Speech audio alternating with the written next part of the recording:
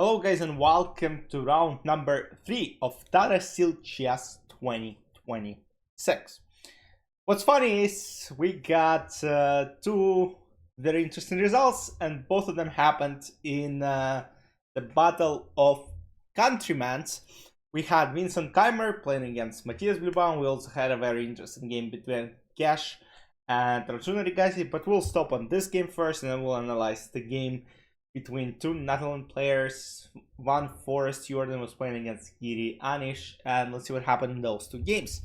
So, Vincent Keymer, who is the favorite and the first seed in this event, won against Anish Giri in the first game and lost in round number 2 against Vladimir Fedoseev. And now he is playing with white pieces against the candidate Matthias Blübaum.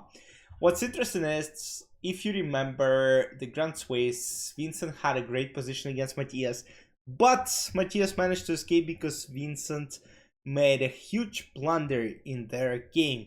And now Vincent is looking forward to get this dub against his countryman. e6, d4, d5, knight c3. Knight f6, he takes d5, it takes d5, and we have Carlsbad's setup, bishop g5. Bishop e7, e3, h6, bishop h4, goes castle, bishop d3, rook e8, knight f3, and now c6. The idea here for black is try to maybe trade dark squared bishop, and of course, simple development, let's say something like bishop g4, knight d7, knight f8, knight d6. That's one of the plans. The plan for white here is to create minority attack on the queen side, to play a3, to play b4, play rook b1 at some point, and to play b5. So, I played this position a lot with black pieces. I haven't tried it with white, even though, those are considered quite solid. So in this game, bishop g3 is played, bishop g4, queen goes to b3, attacks the pawn on b7, and now there are several options to protect. So you can play queen c8. Queen c8 is bad for several reasons. One of those reasons is rook c1 and white start pressing on c-file. There are ideas of knight d5, there will be ideas of knight b5, knight c7. So to avoid that, queen b6 is played. Black are inviting white to go for the endgame, which in this case I think would be quite good for black actually, because you can go b5, you can try to play b4, knight a6, knight b4 is coming. There are not a lot of problems. Knight e5, I can always go bishop e6. F4, I don't really care about that. I think b5, and it should be good for black. So instead we have knight e5, which is good. Bishop e6, f4 with that 5 idea, and now knight goes to g4, trying to trade this knight off the board. f5, knight e5 attacking the bishop, so bishop has to take, and now bishop goes back all the way back to c8. And now it looks like Vincent actually managed to press a little bit, because all the pieces here, let's highlight it in yellow, they're not developed, while as you might see, white are fully developed, but it doesn't help. So bishop f4, knight d7, h3, bishop h4 check, queen goes to d2, and now queen goes back to d8. So what Matthias did here, he made sure the king now has to move, and now he goes back, keeping the queens on the board, so he has potential to attack. And we have g3, bishop e7, rook c1, knight b6, g4, c5, takes, and now Matthias actually managed to, open the position up. Weakness on e3, d4, so a lot of interesting things are happening. So takes, rook e1, takes, and now bishop d7. Black are up a pawn and have a completely winning position. Queen h4, threatening to take the rook, threatening to take the pawn. Rook goes to e3, now queen f2, rook e2, queen g1, rook e7, rook c8, king d2, knight c4 check, takes. And what happens is rook d4 is coming, and checkmate becomes almost unavoidable.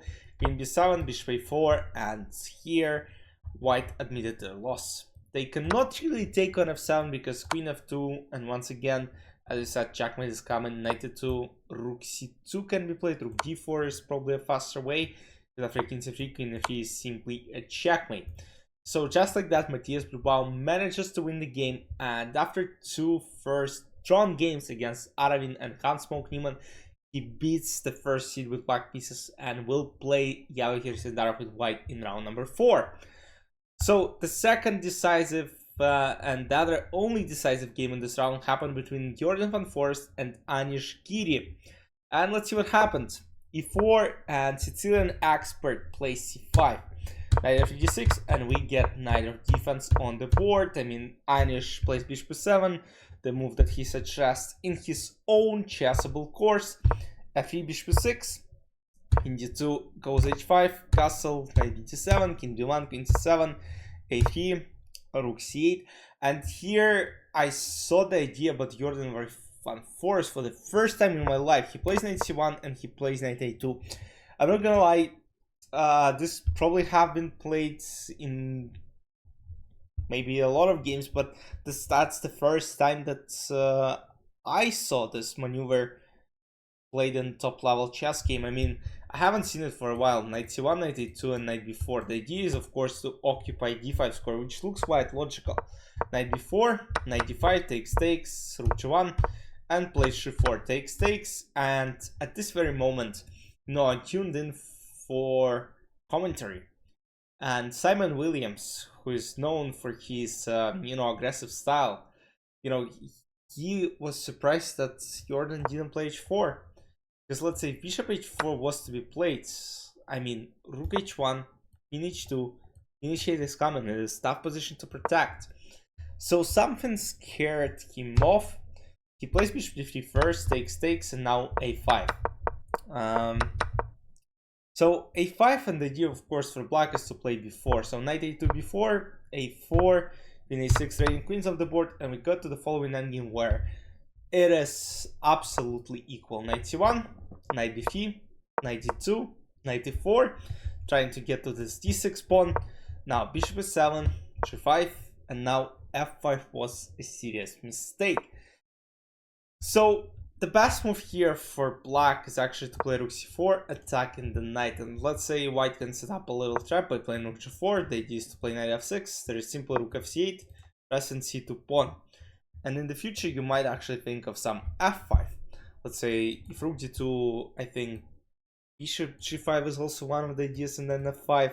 So there are some ideas for black pieces, but instead we have f5, takes, and now knight g5, knight comes to e6.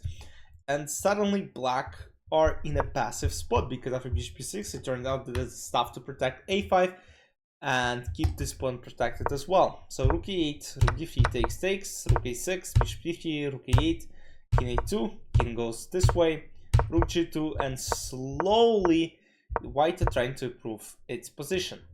So at this very moment it is all equal in terms of pawns, but of course white are putting a lot of pressure. In d3, e4. So finally, Anish decides to sacrifice the pawn. So king f5 here. I mean, bishop b6 and pawn on e5 is just extremely weak. So he's trying to create counterplay. Bishop b6 takes, bishop b4, king c4, and now a5. He doesn't care about this pawn. So bishop h2, bishop c3, rook a2, king b3. And Jorden manages to outplay his very strong opponent. Rook d6, king e4, king c4, g5, rook e6 check, pawn goes forward, d7, rook e1, and now make sure that this rook is not coming to d1. And Anish resigned, and he loses his second game of the tournament. He lost to Vincent, and he lost to Jorden. And after 3 rounds of play, let's check the standings, because it's getting very interesting actually. Hans is tied with 4 other players: Matthias Blübaum, Arjun, and Jorden. Jorden, he drew 2 games and he won against Anish.